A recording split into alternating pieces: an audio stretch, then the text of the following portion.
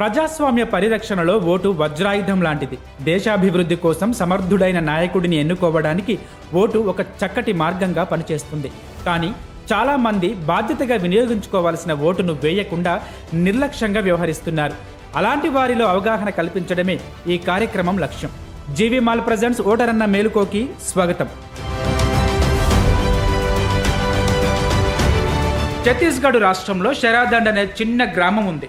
అక్కడ ఇప్పటి వరకు ఎన్నిసార్లు ఎన్నికలు జరిగాయో అన్నిసార్లు 100% పోలింగ్ నమోదైంది. దట్టమైన అడవిలో కనీసం సరైన రవాణా సదుపాయం కూడా లేని మారుమూల గ్రామం అది. మరి 100% పోలింగ్ ఎలా అనుకుంటున్నారా? అక్కడ ఉన్నది 5 ఓటర్లు మాత్రమే.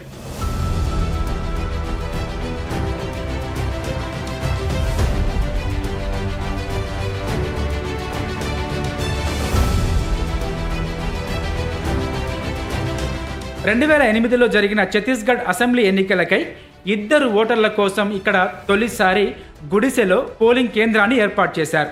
అప్పుడే దేశంలో అతి చిన్న పోలింగ్ కేంద్రంగా ఈ గ్రామం వార్తల్లో నిలిచింది.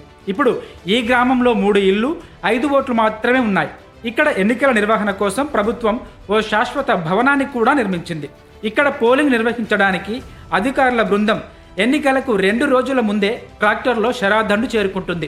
ఎక్కడో అడవుల్లో, మారుమూల ప్రాంతంలో అసలు ప్రభుత్వ పథకాలు అక్కడి వరకు చేరుకుంటాయో లేదో కూడా చెప్పలేని ప్రదేశంలో ఉన్నవారు కూడా ఓటేస్తున్నారు.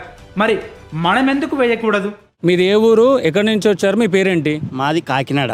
నా పేరు గోవింద. ఇంతవరకు 40 సంవత్సరాలు పెట్టి ఇక్కడే ఓటేసాం తెలంగాణ. నా పేరు ఐలియా. మాది తరుగుపుల మండలం, జిల్లా వరంగల్ తాలూకా సేరియాల్. మా పేరు బురానుద్దీన్. మాకు ఓటు హక్కు ఉంది.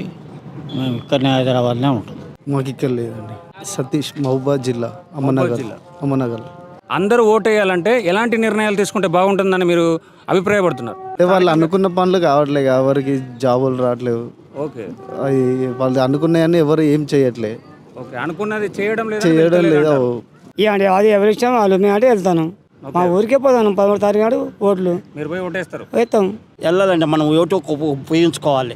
ఎక్కడున్నా ఓటు ఉపయోగించుకొని మనం పైసలు వేలు ఖర్చు పెట్టుకుని వెళ్తున్నాం. ఎవడో రూపాయి ఇస్తాడో 2 రూపాయలు ఇస్తాడో మనం ఆశపడము. మన హక్కుగా ఉంది కాబట్టి మనం వెళ్ళవలసి వస్తుంది. కొన్ని ప్రభుత్వం తరఫు నుంచి ఏమన్నా విషయాలు ఉండేది ఉంటే అది చేస్తేనే ఎవరన్నా పోయి వేయచ్చు, లేకుంటే వేయరు. అంతే, దానిలో ఏమున్నది. అంటే వాళ్ళకి ఇప్పుడు ఉన్న సిచ్యువేషన్లో అటు జాబ్ రాక, అటు ఇంట్లో ఉండలేక, అట్లా ఫీజు కట్టలేక, ఎటు తోచని పరిస్థితిలో ఉన్నారు. వాళ్ళకి కల్పిస్తే వాళ్ళు ఖచ్చితంగా they will be get to A right for vote.